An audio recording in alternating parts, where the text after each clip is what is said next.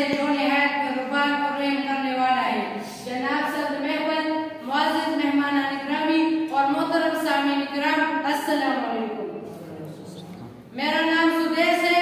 मैं government higher secondary school मायार वर्दात का तालिब इल्म हूँ। आज मुझे यहाँ आप लोगों के सामने जिस मौजू पर लबकुशाई का मौका मिला है वो है मौसमियाती तब्दीली और उसके असरात।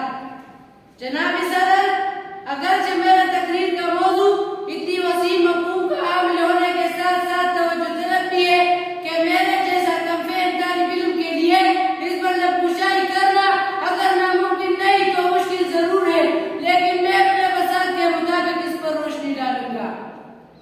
जनाब सदर, मौसमियाती तब्दीली का लफ्ज ज़माने कदीम से इस्तेमाल हो रहा है, लेकिन ये लफ्ज 18वीं सदी से ज़ुबानियाब हुआ जब से सनअती मैदान में इनकलाब बर्पा हुआ और दुनिया के चंद ममालिक ने सनअती मैदान में बेहतरीन तरक्की की। कारखानों और दूसरे बड़े बड़े मशीनों में इंसानों ने जमीन से निकाले गए ईंधन के इस्तेमाल के नतीजे में कुरैरस का दर्जा बढ़ गया। इसके साथ साथ कारखानों से जहरीला धुआं निकलने से फिजा में मौजूद ओजोन की तह में एक शगाफ बढ़ गया, जिससे चंद तब्दीलियां रोए जमीन पर आ गई, जिसको बाद में मौसमियाती तब्दीलियों का नाम दिया गया। सनअती तरक्की के साथ साथ जंगलात की बेतहाशा कटाई ने रही सही कसर पूरी कर दी और यूं जमीन पर बसने वाले लोगों को जमीन पर इसके मुज़र असरात नजर आने लगे। जनाब सदर, बस हम कह सकते हैं कि मौसमियाती तब्दीलियों से मुराद लंबे अरसे के लिए मौसम और दर्जा हरारत की तब्दीली है जो इंसानी सरगर्मियों के नतीजे में वक़ूफ़ पज़ीर होते हैं। हमने इब्तिदा में इन वजूहात का जिक्र किया है जो आजकल मौसमी तब्दीली का बायस बन रही है और अब यह मसला ज़ुबानियाब हुआ। अब मैं उन असरात की तरफ आ रहा हूँ जो इन तब्दीलियों की वजह से रोए जमीन पर आ रहे हैं और यह तब्दीलियां किस तरह इस पर बसने वाले लोगों के लिए नुकसान का बायस बन रहे हैं। जनाब सदर, पहले असर सतह जमीन पर मौजूद बर्फानी चट्टानों पर हो रहा है। इसके नतीजे में बर्फानी चट्टानें पिघल रहे हैं और लाखों बर्फानी तोड़े चट्टानों से लेदा होकर गिर रहे हैं जो दरिया और समंदरों में बहकर इसमें मौजूद पानी की सतह बुलंद हो रही है। बर्फानी चट्टानों के पिघलने से कुरैरस का दर्जा मजीद बढ़ रहा है और मजीद चट्टानें पिघलने का अच्छा है।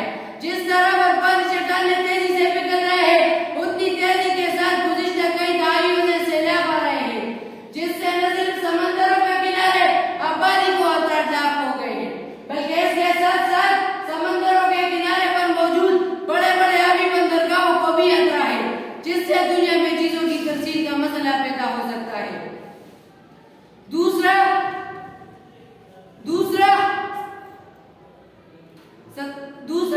दरिया और समंदरों में पानी का हुजूम बढ़ रहा है और सैलाबों के नतीजे में जमीन की सरहदी खत्म हो रही है और कैदी पानी का निजाम खत्म हो रहा है।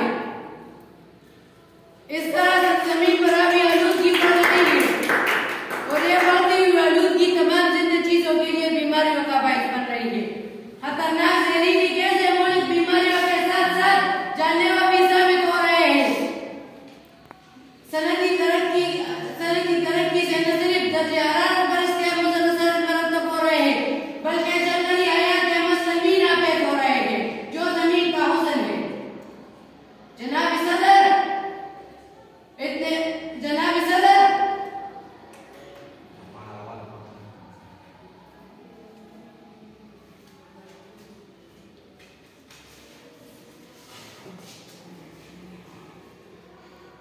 सदर, मौसमियाती तब्दीलियों के असरात का इहाता नामुमकिन है, लेकिन वक्त की कमी के बायस मैंने यहाँ चंद एक का जिक्र किया है।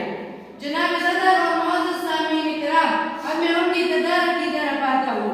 मौसमियाती तब्दीलियां और उसके बुरे असरात को रोकने के लिए हमें मिलकर काम करना होगा। हमें सनअती जोन और उसमें पैदा होने वाले गंदे फजले को तर्क करने के लिए सोचना होगा। तरक्कियाता ममालिक को आगे बढ़कर इस बयान किरदार अदा करना होगा। उसको सोचना होगा कि तरक्की की आड़ में इंसानी कदम को किस तरह रोकना होगा।